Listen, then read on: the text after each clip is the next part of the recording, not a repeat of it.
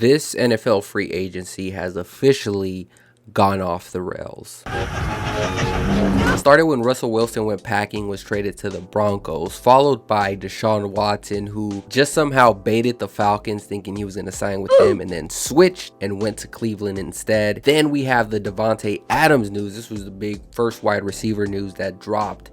Davante Adams being traded from the Packers to the Las Vegas Raiders. And now we have this. Tyreek Hill is now a Dolphin. A Dolphin, fam. So I think it's safe to say we've gone off the rails. So here are the trade details. We have the Dolphins giving up 5 draft picks. 2022 first round pick, a second round pick, and a 4th round pick, plus 4th and 6th round picks in the 2023 NFL draft. So a combination of 5 draft picks. On top of that, the Dolphins are giving Hill a 4-year, $120 million extension, including a $72 million guaranteed contract. Whoa, a lot. But you look at it from a team standpoint, man, the Dolphins are looking scary. You have Tua, you have Raheem Mostert now in the backfield, Tyreek Hill as a wide receiver, Waddle, and oh yeah, new and improved, in my opinion, coaching staff in Mike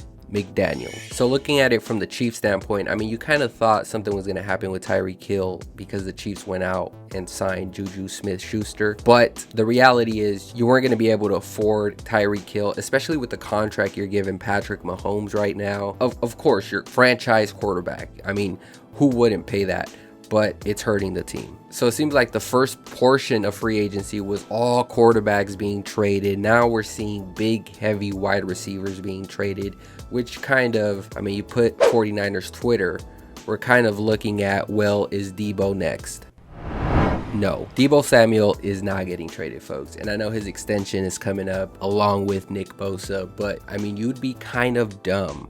No, you would be dumb if you trade Debo Samuel away. Honestly, if you had to point a gun to my head to pick Kittle or Debo, forget I said that, okay?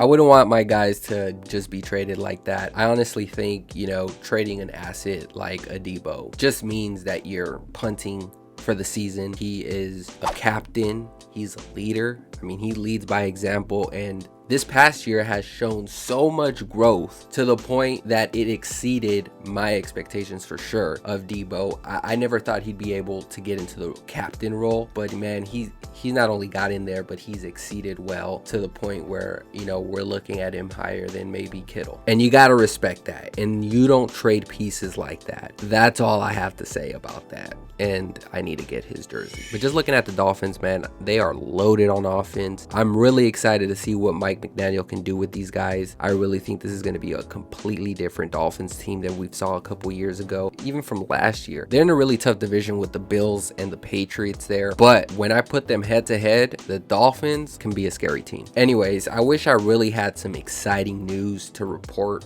as a Niner fan to all the Niner fans out there, but I mean, unless you consider the re-signing of Dante Johnson and Jeff Wilson Jr. as just major free agent signings, there's really not much to report. Although, I mean, as far as that move, those two guys really helped out in 2021. Dante Johnson really stepped up surprisingly. Last year when we had Diamador Lenore, I mean, he just disappeared halfway through the year. And then Ambry Thomas going through some growing pains. So Dante Johnson, he's not going to be your starter. I mean, he'd be lucky to see some playing time in special teams. But, you know, when push comes to shove and the Niners are just prone with injuries, guys like Dante Johnson as a veteran really come a long way. But lastly, I do want to touch on the Broncos signing former 49er now, K'Wan Williams. The Shark is no longer a 49er. They agreed to sign him for a 2-year deal worth $7 million. And honestly, I feel like it was time to move on. I was actually surprised the Niners were able to keep him last year, but it does beg the question, who are the Niners looking for as a nickel corner? They probably draft one.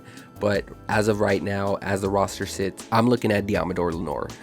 You don't know how many times I had to repeat that. Diamador Lenore. Diamador Lenore. Diamador Lenore. Diamador Lenore. Diamador Lenore. Again, a guy who kind of went into the starting role early because of injuries with Jason Barrett. He was able to get some playing time, and then somehow, some way, he just got put further down the depth chart, and then Ambry Thomas kind of rose from a concrete floor into this beautiful, unsettling rose that I think can still grow into something even bigger for 2022 up to 2023. I'm just interested to see how Lenore really kind of competes for that role. I think that's his only spot there, and with competition coming, I'd like to see how he reacts. Anyways, guys, that's gonna do it for me. I don't know what else to say. There's no other topics, but free agency has been just wild, crazy, and honestly, I'm really jealous that my team can't get in on this. I know that we don't have the cap space, and we're kind of just looking forward to the NFL draft, but at the very least, I mean, throw me a bone.